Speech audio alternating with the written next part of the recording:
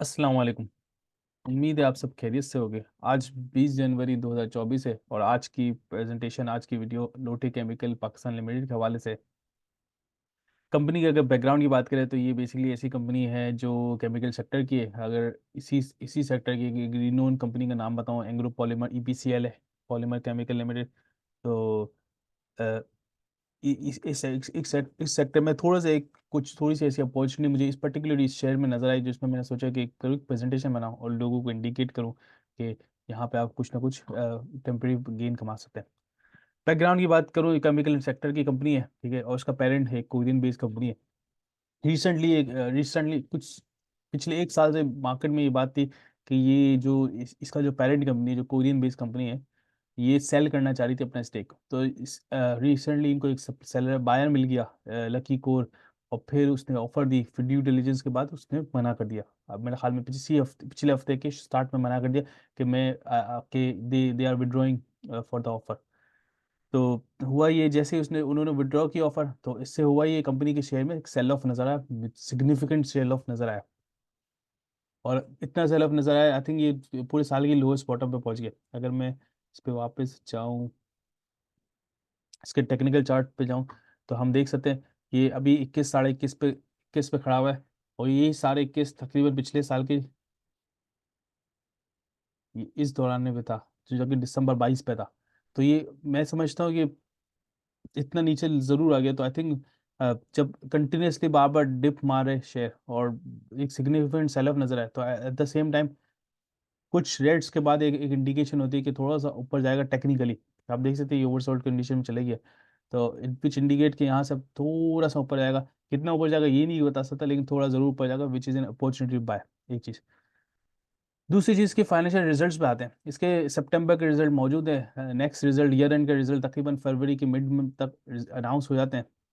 सितंबर के रिजल्ट में डेफिनेटली इन्होंने बात की कि क्रूड ऑयल की प्राइसेस हैं, ये हैं, वो हैं। इसकी वजह, लेकिन अगर इसका एक नेट नंबर देखें, एक फाइनेंशियल इन्वेस्टर के पॉइंट से, तो नेट नंबर्स इसका पिछले साल से थोड़ा सा वर्स है, वेरी ऑनेस्ट। कि पिछले साल 5.5 था, और इस बार 9 मंथ पे 3.5 है। तो कम ओबेश ईयर इन तक 5 के करीब पहुंच जाएगा। तो मैं समझता हूँ कि थोड़ा सा परफॉर्मेंस अंडर परफॉर्मिंग है इस साल। एक चीज़।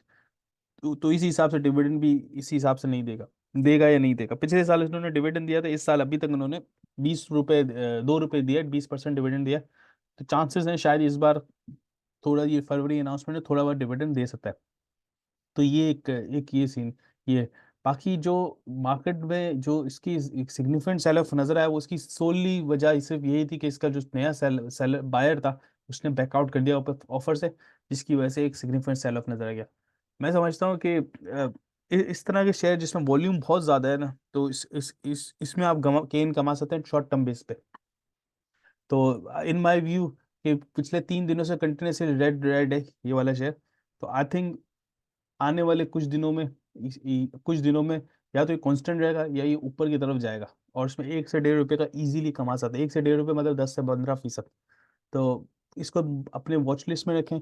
अगर मजीद डिप मारा तो I think by something for short term, और गुड गेन दे जाएगा इजीली। बाकी रिकमेंडेशन, ये पाकिस्तान मार्केट थोड़ी सी अभी शेडी है। शेडी इन द सेंस के उसमें सेलर बाय और सेलर थोड़े से कम हो गए। एक चीज़। दूसरी चीज़ ये, और इसकी वजह डेफिनेटली ये कि पॉलिटिकल इलेक्शंस वगैरह है, पॉलिटिकल इंस्टेबिलिटी है। लेकिन अगर फ्यूचर आउटलुक देखें पाकिस्तान इकोनॉमी का फ्यूचर आउटलुक बहुत अच्छा है। और मेरी कहने की वजह बेसिस ये क्या है कि बहुत अच्छा है, इसकी बेसिस ये है कि पाकिस्तान को आईएमएफ वाला लोन मिल गया। एक चीज़, यूएई से इन्वेस्टमेंट आनी थी, वो आ गई तभी। और आप वेरीफाई कर सकते हैं उससे कि हमारा ट्रेड डेफिसिट कम हो गया। तो डॉलर आया तभी कम हुआ ना, ऐसा तो नहीं कम हुआ। दूसरी चीज। तीसरी चीज ये कि इलेक्शन की वजह से जो एक हाइप क्रिएट हो रही है ना, लेकिन गवर्नमेंट के जो जो भी चलाने वाले हैं फिलहाल, वो उनका स्ट्रेटजी एक सिमिलर है और वो चेंज नहीं होगी इलेक्शन के बाद भी। तो मेरे ख्याल में ये बड़ा पॉजिटिव इंडिकेशन है कि थोड़ा सा अच्छी राह में, पॉजिटिव सेंस में जाएगा। तो इस दौरान जितने भी आपके इस तरह के शेयर्स मिले जिस पर आपने थोड़ी बहुत रिसर्च की हुई है, तो आप उसको वॉच करें और इसके टिप्स को कैश करें। लोटे केमिकल, मुझे ऐसा लगा कि अभी ये इतने इसने रेड मारे, तो मुझे लगता है कि अब इसमें ना ये थोड़ा सा ग्रीन कैंडल बन जाएगा, ओवरसोल्ड कंडीशन में चले गया, तो मैं समझता हूँ तो उसको वॉच करें। और अगर शॉर्ट टर्म के लेना है तो डेफिनेटली लेके एक आधा महीने छोड़ें, और इंशाल्लाह ये आपको तक 10-15% इजीली प्रॉफिट दे जाएगा। दैट्स इट, यही मेरे व्यू था इस कंपनी के हवाले से। और इसका जैसे मैंने रीज़न भी कम्युनिकेट कर दिया, सेल ऑफ का रीज़न सिर्फ वो है कि एक जो पोटेंशियल बायर था उसने बैकआउट किया, और और बैकआउट किया तो लोगों का एक ट्रस्ट कम हो गया। और इस शेयर में ज़्यादातर लोग ट्रेडिंग बहुत ज़्यादा करते हैं, जिसकी वजह से हम देख सकते हैं कि भाई अच्छा खासा वॉल्यूम नज़र आता है। एक चीज़ ये न्यूज़ भी आप देख सकते हैं, मैं इसका लिंक तो नहीं डाल सकूंगा, लेकिन ये कोरियन टाइम्स से पब्लिश हुआ था ये आर्टिकल, जिसमें ये कहा गया था कि कोरियन फर्म जो लोशे केमिकल की पेरेंट है, ये सेल करना चाहिए पाकिस्तान बिजनेस, लेकिन इसका जो करंट ओनर था, जो करंट पोटेंशियल बायर था, उसने बैकआउट कर लिया। तो ये बेसिक कोरियन, दे डोंट, मतलब वो लोग नहीं चाह रहे कि ये भी इन्वेस्ट करें मजीद पाकिस्तान में, और जो इन्वेस्टमेंट उसको कैश करना चाह रहे हैं। तो इसलिए इस वजह से ये कंपनी बायर ढूंढ रही है फिलहाल। और लकी कोड बायर था, वो चला गया, तो इस वजह से मजीद वो बायर ढूंढते रहेगी। By at the same time potential है for trading point of view कि ये थोड़ा सा अभी बढ़ेगा, तो आप इसको वॉच लिस्ट में रखें। मजीद डिप ले तो आई वुड सजेस्ट कि डेफिनेटली थोड़ा थोड़ा बाय करें, और फिर एक महीने का टाइम दो, डेफिनेटली आपको मौका मिलेगा। ऐसा नहीं है कि आप बाय करेंगे कल के कल आपको प्रॉफिट मिल जाएगा, थोड़ा सा आपको पेशेंस के साथ खेलना चाहिए। दैट्स इट, थैंक यू, जजाकल्लाह। वीडियो में कोई चीज़ कमी पेशी हो तो लाजमी मुझे जिक्र करके इंशाल्लाह मैं उसको कवर करूँगा। और इसके अलावा चैनल को सब्सक्राइब नहीं करो तो लाइक एंड सब्सक्राइब कर दो। अस्सलाम वालेकुम।